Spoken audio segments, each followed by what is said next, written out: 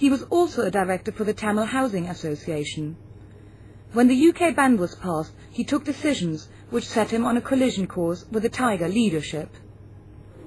In 2001, when the Terrorism Act was passed, I knew in the Tamil Housing Association there are chaps who were collecting funds.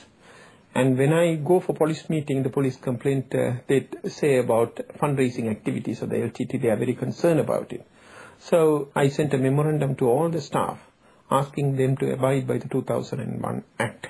They shouldn't get involved in the fundraising activities representing the housing association in any way. And I faced considerable problem as a result of that memo. Nevertheless, Jayadevan wanted to challenge the ban in the courts. He said he came under heavy pressure from the Tigers to drop the matter. They said, oh, we don't care about the proscription. As far as we are concerned, we know how to effectively manage the Tamil people in the UK. We take control of every Tamil organizations in the UK. And once we have control of those organizations, you see, we don't have to worry about the proscription or anything. In the end, Jayadevan flew to Sri Lanka to put his case to the LTTE leadership. They ended up demanding control of his temple and the income it generated. The LTTE officials came to us and they insisted the temple should be transferred to one of the appointees. They took us to a compound. They said we had to be detained for 7 days for investigation. I was for 62 days. Why did you not just leave? I couldn't leave because I was surrounded. Because what would have happened if you would have tried? If I didn't do it, they would have killed me. Jayadevan signed the papers to transfer the temple, not believing they would stand up in a British court. They didn't. Deeply disillusioned with the LTTE, he is now chairman of the UK's Tamil Democratic Congress, which is trying to offer an alternative voice to that of the Tigers. In response, a campaign has been launched against him outside the temple. It accuses him of embezzling donations that are meant for charitable purposes. Jayadevan is spending his money for his own purpose, not for the other purpose, not for charity or anything else. All the money going to be his family. Jayadevan claims the protest is simply an LTTE attempt to discredit him. I was accused of financial fraud. I was accused of womanizing. I have been accused of alcoholic. And also my family and children were targeted. Even today, I received calls, anonymous calls, threatening calls. It is ongoing continuously. They continuously harass me and hound me. Was that you? That's me. That is me. They know how to doctor pictures, you see. Very childish. Right? You can see the telephone number of Rajan. He's the one who threw the fried chicken oil into the temple and also threw eggs at the temple. And finally he was warned by the police. Yet Rajan claims that it is Jayadevan's supporters who are targeting him. What happened? The Jayadevan's, friends are doing throw the paint. Everyone knows. They break the glass. They break this glass 2 times. They throw the paints and eggs and.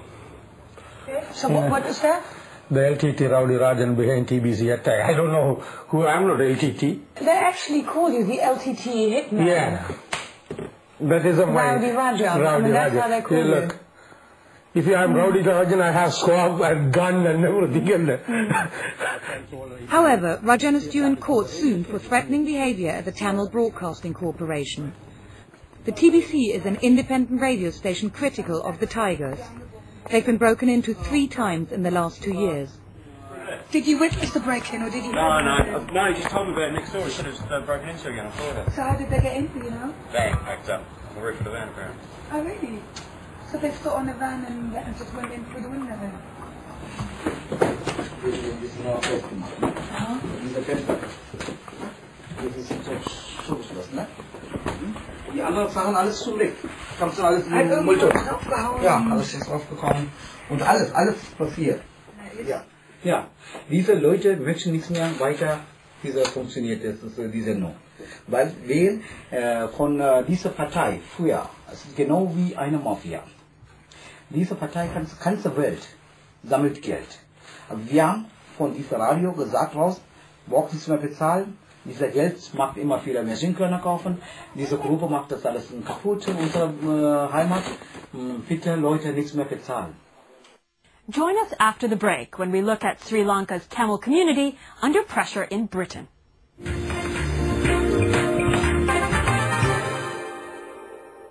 Most people in America here as a security fence. It's not a fence, it's a wall.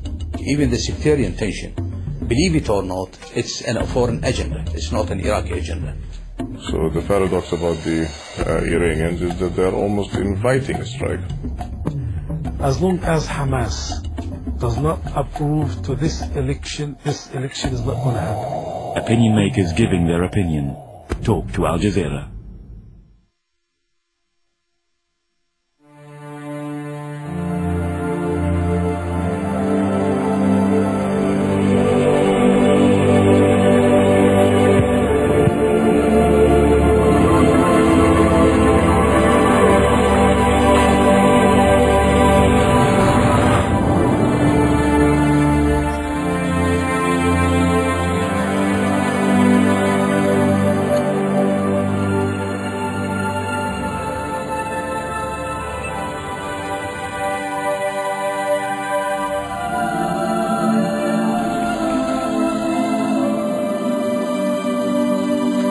Qatar is carefully investing $130 billion to build a dynamic and sustainable economy for the benefit of its people and its partners.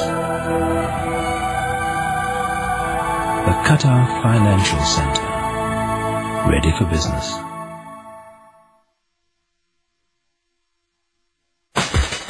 Asia, a region of economic and military powers. Reporting from the Asia Pacific, 101 East on Al Jazeera. We're Al Jazeera. Can we ask you some questions?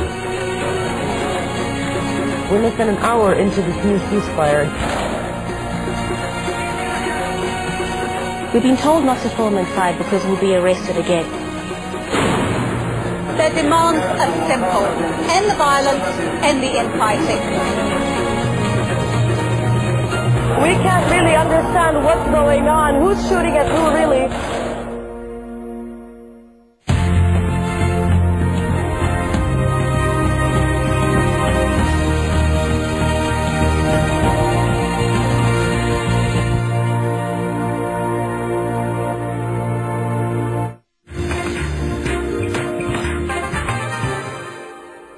Welcome back to People and Power.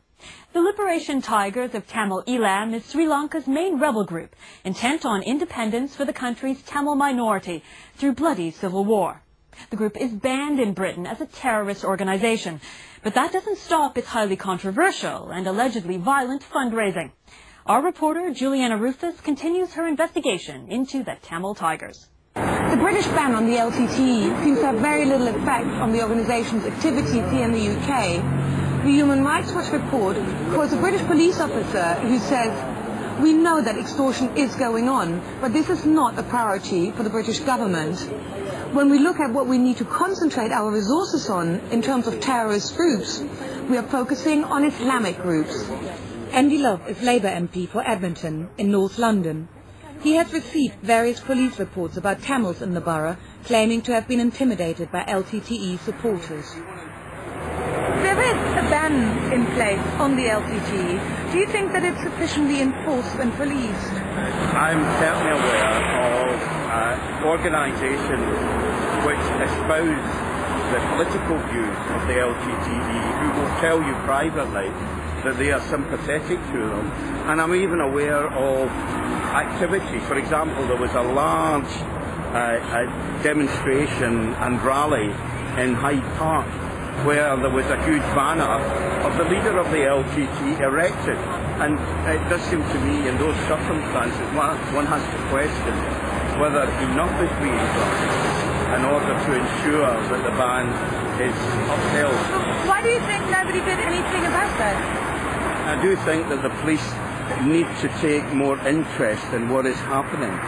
But I do think the police face some genuine difficulties because, of course, organisations become recognised as fronts for the LTTE, they will change. They will change their name, they will change where they're doing their organising, and it's always difficult for the police to keep up with those changes taking place.